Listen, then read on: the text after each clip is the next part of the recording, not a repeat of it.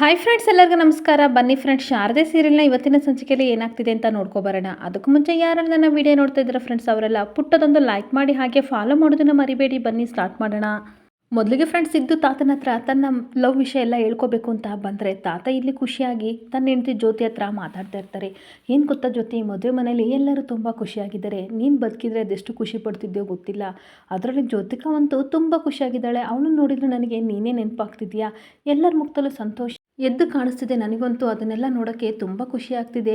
ಇವಾಗಲೇ ಸತ್ರೂ ನನಗೆ ಟೆನ್ಷನ್ ಇಲ್ಲ. ಅದೊಂದೇ ಆಸೆ ಇದ್ದಿದ್ದು, ಅದು ಇವತ್ತು ನೆರವೇರ್ತಿದೆ ಅಂತ ಹೇಳ್ತಾ ಇರಬೇಕಾದ್ರೆ ಸಿದ್ದು ತನ್ನ ಮನಸ್ಸಲ್ಲಿ ಹೇಳ್ಕೊತಾ ಇರ್ತಾನೆ. ಇಂಥ ಸಂದರ್ಭದಲ್ಲಿ ತಾತಂಗೆ ನನ್ನ ವಿಷಯ ಹೇಳೋದು ಸರಿಯಲ್ಲ ಅಂತ ಅನಿಸುತ್ತೆ ಅಂತ ತನ್ನ ಮನಸ್ಸಲ್ಲಿ ಅಂದ್ಕೊಂಡು ಅಲ್ಲಿಂದ ಹೊರಟು ಹೋಗೇ ಬಿಡ್ತಾನೆ. ಹಾಗೆ ಇನ್ನೊಂದು ಕಡೆ ಸುಮಿತ್ರಾ ಮತ್ತು ದಶರಥ ಇಬ್ಬರು ಸಹ ಅನಸೂಯನಿಗೆ ಬಟ್ಟೆ ತಂದುಬಿಟ್ಟು ಕೊಡ್ತಾ ಇರಬೇಕಾದ್ರೆ ಅನಸೂಯ ಅದನ್ನು ಇಸ್ಕೊಂಡು ತುಂಬ ಯೋಚನೆ ಮಾಡ್ತಾ ಇರ್ತಾಳೆ. ಅನಸೂಯಮ್ಮ ಏನು ಯೋಚನೆ ಮಾಡ್ತಿದ್ದೀರಾ ಅಂತ ಸುಮಿತ್ರಾ ಕೇಳ್ತಿರ್ಬೇಕಾದ್ರೆ, ಏನಿಲ್ಲ ಅಮ್ಮರೇ, ನಾನು ಯಾರೋ ಏನೋ ಎತ್ತ ನಿಮಗೆ ಗೊತ್ತಿಲ್ಲ, ಆದರೂ ಸಹ ನಮ್ಮ ಮೇಲೆ ಇಷ್ಟೊಂಥರ ಪ್ರೀತಿ ತೋರಿಸ್ತಿದ್ದೀರಲ್ಲ, ನಿಮಗೆ ನಾನು ಯಾವಾಗಲೂ ಚಿರಋಣಿ ಅಂತ ಹೇಳ್ತಿರ್ಬೇಕಾದ್ರೆ, ಹಾಗೆಲ್ಲ ಅನ್ಬೇಡಿ ಅಮ್ಮ. ದೀಪು ಮತ್ತು ಶಾರದಾ ಇಬ್ಬರು ನಮ್ಮನೆ ದೀಪಗಳಿದ್ದಂಗೆ, ಅವರು ಮಾಡಿರೋ ಸಹಾಯದಲ್ಲಿ ಇದೇನೇನು ಲೆಕ್ಕ ಅಲ್ಲ ಅಂತ ದಶರಥ ಹೇಳ್ತಾ ಇರ್ತಾನೆ. ಆಗ ಶಾರದಾ ಹೇಳ್ತಾ ಇರ್ತಾಳೆ, ತುಂಬ ದೊಡ್ಡ ಮನಸ್ಸು ಸರ್ ನಿಮ್ಮದು ಅಮ್ಮ. ಏನು ಗೊತ್ತಾ, ನೀವು ಇದನ್ನೆಲ್ಲ ಕೊಟ್ಟು ನಮ್ಮನ್ನು ಮದುವೆ ಕರಲಿಲ್ಲ ಅಂತ ಅಂದಿದ್ರು ಖಂಡಿತ ನಾವು ಬರ್ತಿದ್ವಿ. ಆಗಲೇ ಹೇಳ್ದಂಗೆ ನಮ್ಮನೆ ಮದುವೆ ಅಂತ ಅಂದ್ಕೊಂಡು ಖುಷಿಯಿಂದ ಮಾಡಿ ಇಲ್ಲಿಂದ ಹೊರಟೋಗ್ತಿದ್ವಿ ಅಂತ ಹೇಳ್ತಿರ್ಬೇಕಾದ್ರೆ, ಏನು ಶಾರದಾ ಎಲ್ಲಿಗೆ ಹೊರಟೋಗ್ತಿದ್ಯಾ, ಏನು ಹೇಳ್ತಿದ್ಯಾ ಅಂತ ಸುಮಿತ್ರಾ ಕೇಳ್ತಿರ್ಬೇಕಾದ್ರೆ ಶಾರದನಿಗೆ ತುಂಬ ಶಾಕ್ ಆಗ್ತಾ ಇರುತ್ತೆ. ಆಕೆ ಸುಮಿತ್ರಾ ಆಶ್ಚರ್ಯದಿಂದ ಕೇಳ್ತಾ ಇರ್ತಾಳೆ, ಎಲ್ಲಿಗೆ ಹೋಗ್ತೀಯ ಪುಟ್ಟ, ನಿಜ ಹೇಳು, ನನ್ನಿಂದ ಏನಾದರೂ ಮುಚ್ಚಿಡ್ತಿದೆಯಾ? ನಾನು ಮದುವೆ ಫಿಕ್ಸ್ ಆಗ್ದಾಗಿಂದಲೂ ಸಹ ನೋಡ್ತಲೇ ಇದ್ದೀನಿ, ನಿನ್ನ ಮನಸ್ಸು ಒಂಥರ ಇದೆ, ಎಲ್ಲೋ ಒಂಥರ ಕಳೆದೋಗಿರ್ತೀಯ, ಏನೇನೋ ಯೋಚನೆ ಮಾಡ್ತಿದ್ದೀಯಾ, ನನ್ನಿಂದ ಏನು ಮುಚ್ಚಿಡ್ತಿಲ್ಲ ತಾನೆ ಅಂತ ಕೇಳ್ತಿರ್ಬೇಕಾದ್ರೆ, ಅದು ಅಮ್ಮ ಆಗಲ್ಲ ಅಂತ ಅನಸೂಯ ಹೇಳೋಕ್ಕೆ ಅಂತ ಹೋಗ್ತಿರ್ಬೇಕಾದ್ರೆ ಅನಸೂಯನ ಕೈ ಇಟ್ಕೊಂಡು ಅಮ್ಮ ಸುಮ್ಮನಿರಿ ಅಂತ ಕಣ್ಣ ಮಿಟ್ಕಿಸ್ತಾ ಇರ್ತಾಳೆ. ಆಗ ಮತ್ತೆ ಶಾರದೆ ಹೇಳ್ತಾ ಇರ್ತಾಳೆ, ಏನಿಲ್ಲಮ್ಮ, ಅದೇನು ಗೊತ್ತಾ, ಪ್ರತಿ ಸಲನೂ ಸಹ ಮದುವೆ ಡೇಟ್ ಫಿಕ್ಸ್ ಆದಾಗ ಅಥವಾ ಎಂಗೇಜ್ಮೆಂಟ್ ಆಗಿರಲಿ, ಏನೇ ಒಂದು ಶುಭ ಕಾರ್ಯ ಮಾಡಬೇಕಾದ್ರೆ ಈ ಮದುವೆಗೆ ಒಂದೊಂದು ನಿರ್ವಿಘ್ನ ರೀತಿ ಅಡ್ಡಿ ಬರ್ತಾ ಇತ್ತು, ಏನಾದರೂ ತೊಂದರೆ ಆಗ್ತಾ ಇತ್ತು. ಆದರೆ ಅಂತೂ ಇಂತೂ ಮದುವೆವರೆಗೂ ಹತ್ರ ಬಂದಿದ್ದೀವಲ್ಲ, ಇನ್ನೇನು ನಾಳೆನೇ ಮದುವೆ ಆಗುತ್ತೆ, ಅದನ್ನು ನೋಡಿ ನಾನು ತುಂಬ ಖುಷಿ ಪಡ್ತಿದ್ದೆ. ಇದಕ್ಕೆಲ್ಲ ನೀವು ಎಷ್ಟು ವರ್ಷದಿಂದ ತಪಾಸು ಮಾಡ್ತಾಯಿದ್ರಿ, ಅದನ್ನು ನೋಡಿ ನಾನು ಯೋಚನೆ ಮಾಡ್ತಿದ್ದೆ ಅಷ್ಟೇ ಅಂತ ಹೇಳ್ತಾ ಇರ್ತಾಳೆ.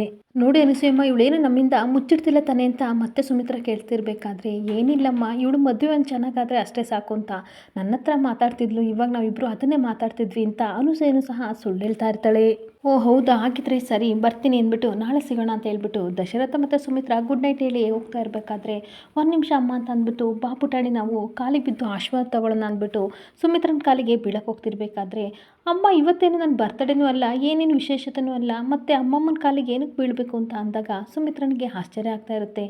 ಅಲ್ಲ ಪುಟಾಣಿ, ಏನಕ್ಕೆ ನೀನು ಆಶೀರ್ವಾದ ಮಾಡು ಅಂತ ಕೇಳ್ತಾ ಇದೀಯಾ, ಏನಕ್ಕೆ ಕಾಲು ಹಿಡ್ಕೋತಿದೀಯಾ, ನಾನು ಏನಕ್ಕೆ ಆಶೀರ್ವಾದ ಮಾಡಬೇಕು ಅಂತ ಆಶ್ಚರ್ಯದಿಂದ ಸುಮಿತ್ರಾ ಕೇಳ್ತಾ ಇರ್ತಾಳೆ.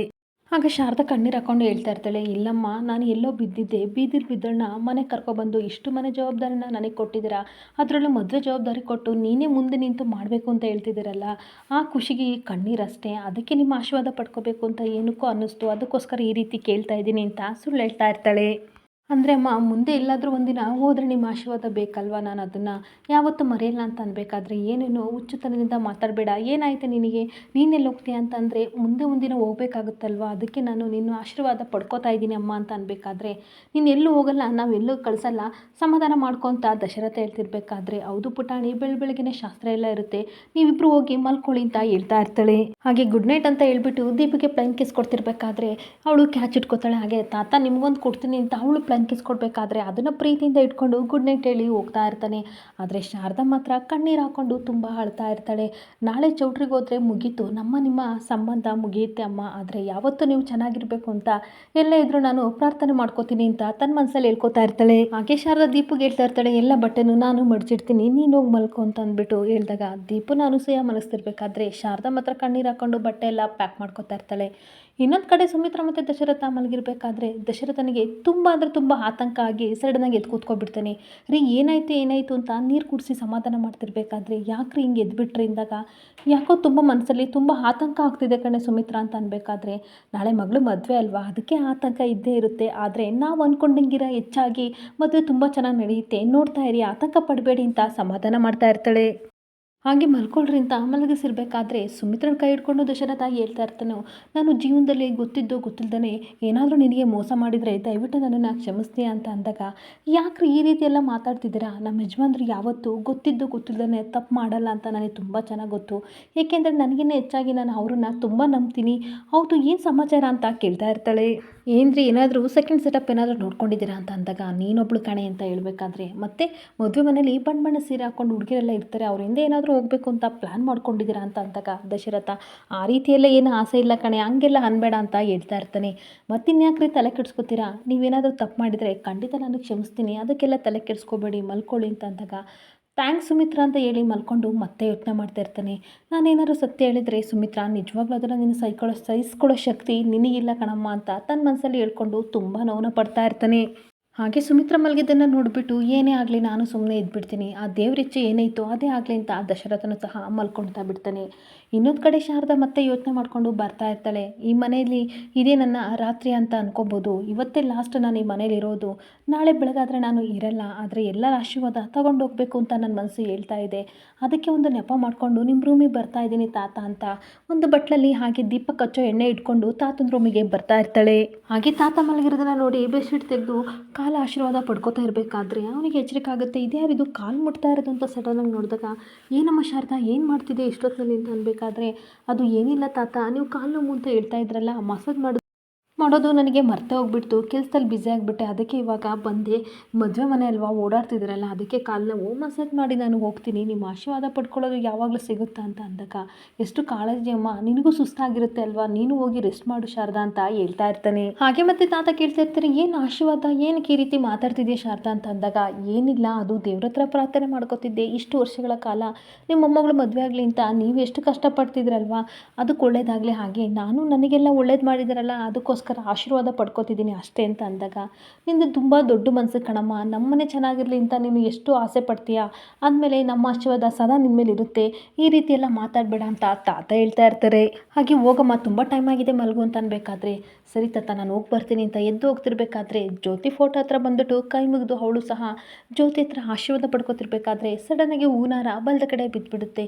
ನೋಡ್ದಮ್ಮ ಶಾರದಾ, ಟೆನ್ಷನ್ ಮಾಡ್ಕೋಬೇಡ, ನಿನಗೆ ನನ್ನ ಆಶೀರ್ವಾದ ಮಾತ್ರ ಅಲ್ಲ ಜ್ಯೋತಿ ಆಶೀರ್ವಾದ ಸದಾ ಇರುತ್ತೆ ಅಂದಾಗ ತುಂಬ ಖುಷಿಪಟ್ಟು ಹಾರನ್ನು ಮತ್ತೆ ಫೋಟೋಗೆ ಹಾಕಿ ಕೈ ಮುಗಿದು ಹೊರಟೋಗ್ತಾ ಇರ್ತಾಳೆ. ಹಾಗೆ ಇನ್ನೊಂದು ಕಡೆ ಬೆಳಗಾದ್ಮೇಲೆ ಎಲ್ಲರೂ ಸಹ ಚೌಟ್ರಿಗೆ ಬರ್ತಾರೆ. ಎಲ್ಲರೂ ಚೌಟ್ರಿಗೆ ಬಂದಾಗ ತಾತ ನೀವು ಇನ್ನೂ ಬಂದಿಲ್ಲ ಅಂತ ಹೇಳೋ ಅಷ್ಟೊತ್ತಿಗೆ ಎಲ್ಲರೂ ಸಹ ಕಾರಲ್ಲಿ ಇಳಿದು ಬಂದೇ ಬಿಡ್ತಾರೆ. ಈ ಕಡೆ ಸಿದ್ದು ಮತ್ತು ಈ ಕಡೆ ಜ್ಯೋತಿಕಾ ತುಂಬ ಗ್ರ್ಯಾಂಡಾಗಿ ಎಂಟ್ರಿ ಕೊಡ್ತಾ ಇರ್ತಾರೆ. ಅವ್ರನ್ನ ನೋಡಿ ಎಲ್ಲರೂ ತುಂಬ ಖುಷಿ ಪಡ್ತಾ ಇರ್ತಾರೆ. ಹಾಗೆ ಪಾರಿಜಾತ, ಇನ್ನೊಂದು ಕಡೆ ಸುಮಿತ್ರಾ, ದಶರಥ, ಹಾಗೆ ಸಿದ್ದು, ಜ್ಯೋತಿಕಾ ಪ್ರತಿಯೊಬ್ಬರು ಸಹ ಕಾರಿಂದ ಇಳಿದು ಬರೋದು ನೋಡಿ ಎಲ್ಲರೂ ತುಂಬ ಖುಷಿ ಪಡ್ತಿರ್ಬೇಕಾದ್ರೆ ಅನಸೂಯ ಹೇಳ್ತಾ ಇರ್ತಾಳೆ, ಎಷ್ಟು ಚೆನ್ನಾಗಿ ಡೆಕೋರೇಷನ್ ಎಲ್ಲ ಮಾಡಿದ್ದಾರೆ ಎಂದಾಗ, ಹ್ಞೂ ಅಜ್ಜಿ ತುಂಬ ಚೆನ್ನಾಗಿ ಮಾಡಿದ್ದಾರೆ ಅಲ್ವಾ, ಚೌಟ್ರಿ ಎಷ್ಟು ಚೆನ್ನಾಗಿದೆ ಅಂತ ದೀಪು ಹೇಳ್ತಾ ಇರ್ತಾಳೆ.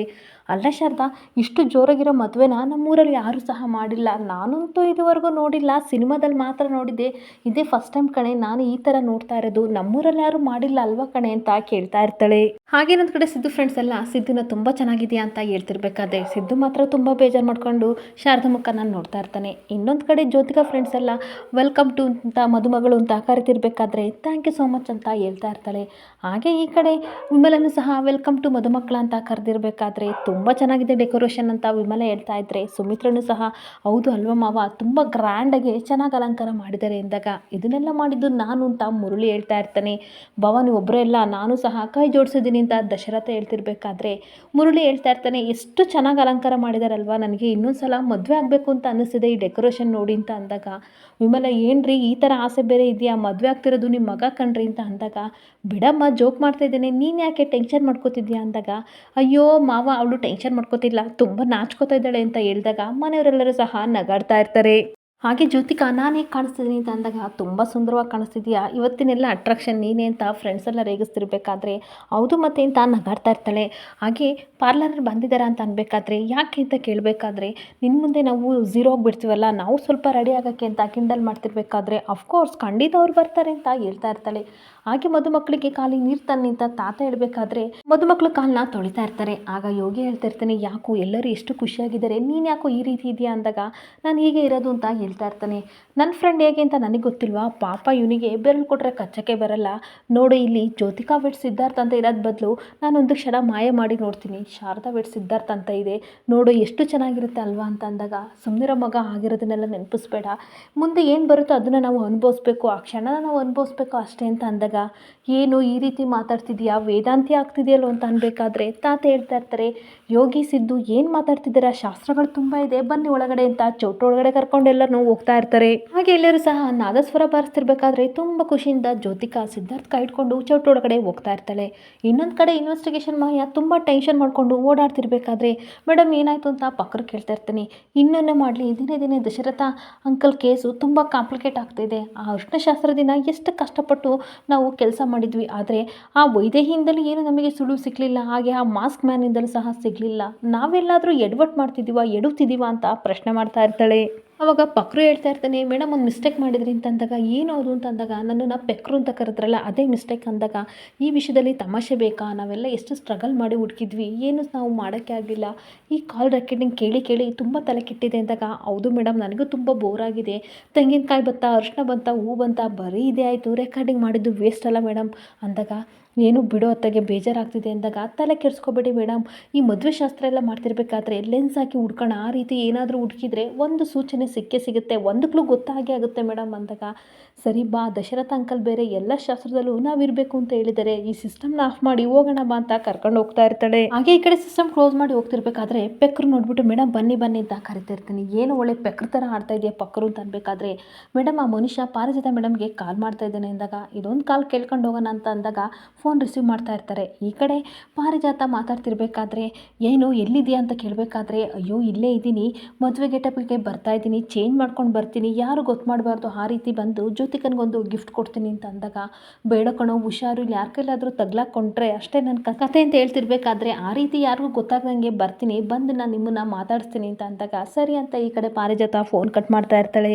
ಹಾಗೆ ಮತ್ತೆ ಮಾಯ ಹೇಳ್ತಾ ಇರ್ತಾಳೆ, ಫೋನ್ ರಿಸೀವ್ ಮಾಡಿ ಕೇಳ್ಕೊಂಡಾದ್ಮೇಲೆ, ಅಲ್ಲ ಇವನೇನಕ್ಕೆ ವೇಷ ಧರಿಸಿ ಬರಬೇಕು, ಹಾಗಾದರೆ ಇವ್ರಿಗೂ ಏನು ಸಂಬಂಧ ಅಂತ ಅಂದಾಗ, ಅದೇ ಮೇಡಮ್ ತಲೆ ಕೆಟ್ಟು ಹೋಗ್ತಾ ಇದೆ, ಆದರೆ ನನಗೇಕೋ ಅನುಮಾನ ಬರ್ತಾ ಇದೆ, ಈ ಜ್ಯೋತಿಕಂಗೂ ಪಾರಿಜಾತನಿಗೂ ಹಾಗೆ ಇವನಿಗೂ ಏನೋ ಲಿಂಕ್ ಇದೆ ಅಲ್ವಾ ಮೇಡಮ್ ಅಂತ ಅಂದಾಗ, ಇರ್ಬೋದು ಬೇರೆ ಏನೋ ಸಂಬಂಧ ಇರ್ಬೋದು ಅಂದಾಗ, ಅಲ್ಲ ಮೇಡಮ್ ಆ ಯಂಗ್ಸ್ ಹೆಸರು ವೈದೇಹಿ ಅಂತ ಅಂದ್ರಲ್ಲ, ಆ ವೈದೇಹಿ ಅನ್ನೋರು ಯಾರು, ಇದೆಲ್ಲ ಏನಿರ್ಬೋದು ಏನು ಅಂತ ನೋಡೋಣ ಅಂತ ಯೋಚನೆ ಮಾಡ್ತಾ ಇರ್ತಾನೆ. ಹಾಗೆ ಮತ್ತೆ ಮಾಯ ಹೇಳ್ತಾ ಇರ್ತಾಳೆ, ನಿನ್ನೆ ನಾವು ಯಾವ ರೀತಿ ಕೆಲಸ ಮಾಡಿದ್ವು ಅದೇ ರೀತಿ ಇವತ್ತು ಆ ವ್ಯಕ್ತಿ ಮೇಲೆ ಕಣ್ಣಿಡೋಣ, ಇಬ್ಬರಲ್ಲೊಬ್ಬರಿಗೆ ಸತ್ಯ ಗೊತ್ತಾಗೇ ಆಗುತ್ತೆ, ಏನೋ ಸಂಬಂಧ ಇದೆ ಪಕ್ರು, ನಾವು ಆ ಕೆಲಸ ಮಾಡೋಣ ಅಂತ ಹೇಳ್ತಾ ಇರ್ತಾಳೆ.